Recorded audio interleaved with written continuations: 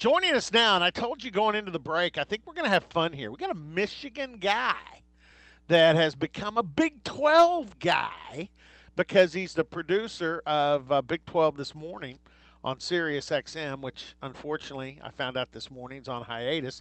Not that I hated hearing John Morris calling that Baylor OU game, but I love my Big 12 this morning. I mean, I listen to it every day, going to the gym and then driving to Stillwater. Ryan joins us now. We're gonna find out what it's like to convert from being a Big Ten and a Michigan native to throwing yourself into the Big 12. Ryan, good morning. Hey, Robert, how are you doing? I'm doing good. I'm doing good. I'm sorry to hear that you guys are on a little bit of a hiatus, and hopefully that won't last long.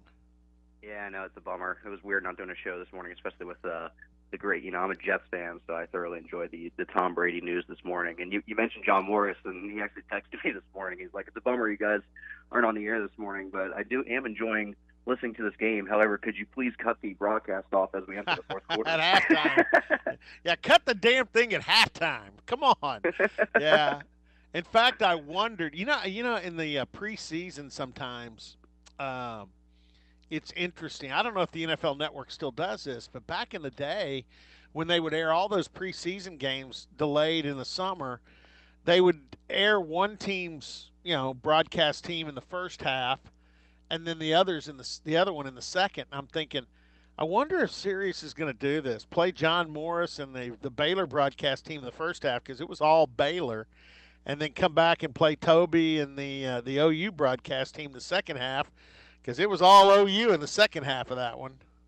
Yeah, I remember that was just a ridiculous game. I actually remember I was at a wedding in Charleston watching the game on my phone and just amazed with what was happening. And made sense, though. I mean, Oklahoma ended up being the best team in the Big 12. So, All right, Ryan, tell folks a little bit about yourself. How'd you get to all right, Washington, well, D.C.? How'd you get to Sirius XM? Who were your sports teams when you were a kid? Obviously, you say you're a Jets fan, but, so you know, you mentioned that I was a Michigan guy. That's actually the other producer, Robbie, is the big Michigan State fan. I grew up in North oh, Carolina, that's so right. He's the Michigan State guy. Okay. I'm a big Duke, or I was a big Duke fan. That's right. And then Okay. I ended up at Elon University, which is, right outside of Greensboro, a little bit south of Durham, in Yeah, the Chapel Fighting Hill. Christians. And it's actually where Wes Durham went to, who's Dave Archer's partner on the Falcons broadcast, who's my host, Dave Archer. And I ended up working.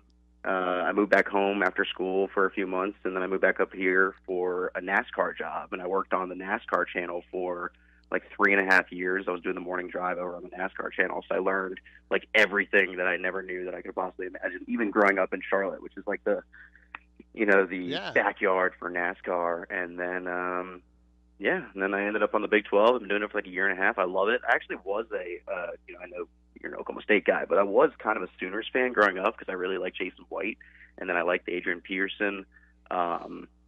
But now I'm like all in on the Big 12, so I love it, and it's a great conference. It's got all these great coaches, especially as a Duke guy, I was a big basketball fan, so I was kind of Sure. surprised, like just how great the coaches are in the Big 12 when I first got in there, and they've all been really fun to work with. Well, and that's interesting. I'll tell you a funny story. Our station got aligned with Texas Motor Speedway when they were first built and down in the Metroplex, and it's a monstrosity. And so we gave away a lot of tickets and trips, and I went down there. The first race I did go to a NASCAR race. First race I went down there though was a IndyCar race, and Well, it yeah, they have was a big IndyCar race down there, right? yeah, At and it at was TMS. I think the Bombardier 500 or something like that. So I go back and I've got pit passes, and that was back when what's the I can't even think of her name. The famous she ended up going from Indy to NASCAR. Uh, Danica Patrick.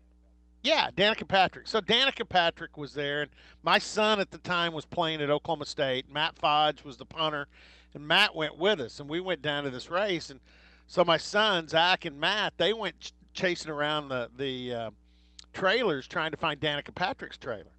Well, I'm just kind of standing there, and I actually had an OSU polo on, and so Michael Andretti comes out of his trailer, and he's That's walking pretty around. cool. He sees me, and He goes, Oklahoma State guy, huh? And I go, yeah, you're Michael Andretti. He goes, yeah, you're an IndyCar guy. Not really, but I like IndyCar racing. I certainly know the Andrettis. Not, man, your dad, Mario, big fan of your dad and you. I always root for the Andrettis because I hate Penske. So he just starts laughing, and he goes, so what about Oklahoma State? And I said, I actually do sidelines on their radio network. And he goes, really? Turns out Michael Andretti's a big Penn State football fan, which makes sense where they're from. So we just start talking college football, and so you're on the sidelines for games, and I said, yeah, it's great. I said, if you ever want to come, we can get you on the sidelines. Sure enough, he takes my number down. He still hadn't called it, but I said, yeah, if you're ever free that time of year, come on in. We'll get you on the sidelines for a game. But it was great. We're just shooting. We're talking college football. With Yeah, I mean, Michael it's amazing. Andretti. Like, just one with the NASCAR thing, just like the access they can get, like being on pit row is really cool, and how open the athletes are normally, Yeah. and the crew chiefs are pretty available for fans to get autographs, which is just great. And then another thing, just with like, one thing that I didn't really realize when I started working on these conference channels is, of course, everybody went, or not everybody, but a lot of people went to college, and that's something that always goes to stick with you, the pride and passion you still have for your school. So it's fun seeing people and like other celebrities, tweet about their school, even though they haven't been there in 20, 30 plus years. And, just having them following along with that. I've enjoyed that part of this process as well. When you mentioned Wes Durham, who works with Dave Archer, Dave Hunziker, who I work with on the Cowboy Network, he and Wes are good friends. Wes is I would call Wes one of his mentors. And they communicate really? quite a bit. So me and Dave have something in common, because Wes is kind of one of my mentors too. When I was in college, like I think when I was a sophomore in college, Wes came and took like me and 9 of my good friends who did radio and sports TV together out to lunch, and we got to like pick his brain, and I've kept in good contact with him ever since then. Nah, I know Dave and Wes talk quite a bit, and it's kind of funny because I got to work for one of my mentors, who was Bob Berry Sr., who's deceased now, but one of the only I worked with him at Channel 4, where he was a sports director, and I worked as a anchor reporter. But he's he's the only guy I know of that was the voice of both Oklahoma State and Oklahoma. That's hard to do in this state. Yeah, that's tough. And people still like you. But no, I could see Toby Rowland screwing up his like signature catchphrase at the end of a game or something like that. Just he says, "Unhitch the wet." Well, wait, can't say that anymore. Well, and you know what? Here's a funny thing about how we're all entwined. I mean, I think Toby, I think Toby went to Southern Nazarene. I think to college. Dave Hunziker went to Missouri, and one of the guys that he is always used as a contact and a reference is Joe Castiglione. And a lot of people don't realize this. When the plane went down that was carrying the OSU basketball team, part of it, and Bill Teagan's then the voice of the Cowboys, and Terry Don Phillips had to make had to hire somebody to come in and be the voice. Joe Castiglione had a lot to do with recommending Dave Hunziker to come to Oklahoma State. We're all glad he did, because Dave's fantastic. I know you guys have Dave on, but I wanted to ask you about this. I told our audience that you guys really kind of become you follow allegiances, and you get close to certain coaches that you really love. And I know one of the OSU coaches you guys love to have on, Kenny Gajewski. Yeah, that's funny. I was actually texting Kenny today or yesterday, because he was supposed to come on, and he was going to talk about everything that's been going on the last few weeks. Honestly, all the Oklahoma State coaches. We haven't really had the most access to Gundy, but Mike Boynton is just. I love Mike Boynton, and I love Kenny Gajewski. Just really good people that really care about their kids, and readily available with their time, and always appreciative that we, they give us a chance to talk to them. And yeah, they got some good folk down in Stillwater, that's for sure. Yeah, and I've been texting those guys lately and just letting them know, because one of the things I want this show to do is not to be a moaning, groaning show, but to be a show that keeps the flame alive, and reminds people of how much they miss what we're not getting to see right now. I think you Well, guys have NFL had free Josh. agency has certainly helped with that. I mean, Well, it has. this has been like a crazy 24 hours. I mean, the last week has just been kind of a whirlwind. And yeah, it's been pretty crazy. It definitely doesn't seem like sports are just not happening. Well, and for Oklahoma State on the free agency front, the biggest news yesterday was Blake Jarwin, who was just he's a walk on. I mean, he came Hmm. out of Tuttle, Oklahoma, and one of Mike Gundy talks all the time about walk ons and how he loves walk ons, and Blake Jarwin's one of the superstars of the walk on legacy at Oklahoma State. 3 year, $24 million, 9.5 of it guaranteed, and what's he do? Turns around and donates some of it to the folks in Stillwater that work Wow, the games, as ushers and work in the stands that aren't going to get to do that this spring. And so, yeah, he turns right around and does a nice thing with certainly a nice fortune that came his way. that's great. That's really good to see. We had Blake on the show once. He's a good dude. Ari does. One of my hosts, Ari Temkin, does a lot of work for the Cowboys. Yeah. So he ended up. He says Blake's just a really, really great guy. Works really hard, and that's amazing. $24.5 million for 3 years. So good for him. Yeah, it's and he is an unbelievable guy. In fact, I've got him on tomorrow, and I've got Brandon Whedon on the show tomorrow. All right. What's been? I mean, if you've developed allegiances, and don't be afraid to say if you have. No one's going to get mad at you here, but you've thrown yourself into the Big 12 the last couple of years, producing that show. What are some of your Big 12 likes and dislikes? My likes and dislikes. I really like the basketball landscape, and this year was a little surprising with how good the conference was with defense. It's kind of like flipping the script with the football, or just that was kind of the stereotype that I had when I entered the Big 12, was that just nobody really plays defense in Big 12. But I don't think that's necessarily true. I mean, I guess Oklahoma kind of got exposed this year by that LSU team, but I think that LSU team was just ridiculous. But now we've got different kinds of coaches in the conference, like Chris Kleiman and Matt Wells, who really focus on the defensive side of the ball. And I don't know, everything about the Big 12 is great. I think the basketball is definitely the most exciting part, with all the great coaches they have. I mean, I think Bob Huggins was talking to us the other day, and he told us that you won't find another league in all of college sports that has 60 to 70% of their coaches that have been to a Final Four. And when you just think about that, I mean, just every single year with only 10 teams in the conference, it never seems like, maybe outside Kansas football, but now they have less miles, but every team has a chance.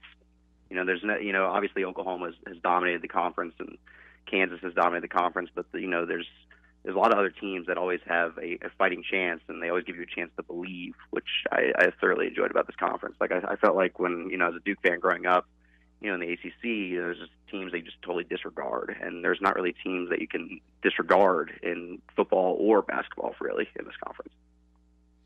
No, and I tell you, this is the thing with spring football being on hiatus, and I mean, maybe there'll be some spring football that'll resurface in late May or June. That's the earliest I could see it happening, and it might become summer football instead of spring football if they even let the schools do it. But Oklahoma State is sitting on a year. Big year for the Cowboys. Yeah, when you bring Chuba Tylan back, you've got Spencer, and let me tell you, the freshman quarterback, Shane Illingworth, this is something when you guys come back. I don't think he'll beat out Spencer Sanders, but in the first week of the spring, he's shown that he's got some game, and I think it's gotten Spencer's attention, which means that competition will ramp up. That's only going to make Spencer better. But, Oklahoma State is sitting on a good year.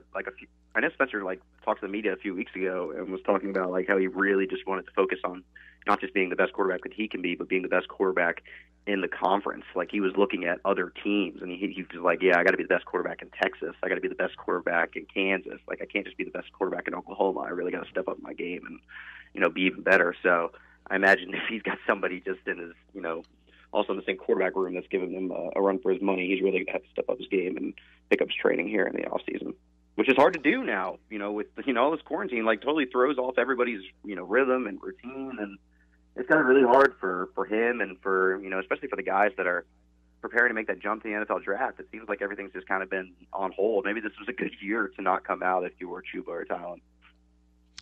Well, I mean, it is. It's going to be a weird year, not just for NFL rookies and the NFL draft. We know is going to go on just without spectators. But uh, when Is it will still you going to be be in able to Vegas? have a mini? Huh? Is it still going to be in Vegas with no spectators? I think it's going to be in Vegas with no spectators. But here's the big question: when are you going to be allowed to have a mini camp? At what point will you be able to get back together? And will you have any kind of off-season workouts? And there's all kinds of, and those questions apply to Mike Gundy and Lincoln Riley and everybody in the Big 12. Dave Yep. Aranda, a new coach, Chris Kleiman. Yeah. When are you going to have a chance to get your team together, and how much will you be able to bring them together between now and hopefully when you start fall practice next August? It's crazy. It seems like it's so far away, but I guess with spring football just kind of creeping up on everybody, like this is a really important time of the year for football coaches, especially Dave Aranda, who's got coming off the amazing year that Baylor had last year. He can't really afford to take a step back. And they need to be all systems go here.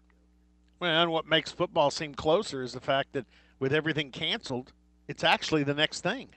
Right. If we can if we get, I don't want to even say that. It is the next thing. It really stinks for the baseball It's team the this next year. thing. The Big 12 was really going to have a hell of a year on the diamond, I thought, for both baseball and softball. I mean, obviously, Kansas was going to make a run, but they've made plenty of runs before. I mean, Baylor basketball, I feel bad for them, but I feel like Oklahoma State, Texas, Oklahoma, West Virginia, TCU. I mean, there were a lot of really good teams in baseball and softball this year, and I'm not really sure what's going to happen. It's with the whole senior, getting another year of eligibility thing, it's such a complicated situation. Just there's so much up in the air right now that it's got to be tough for both students and for coaches right now.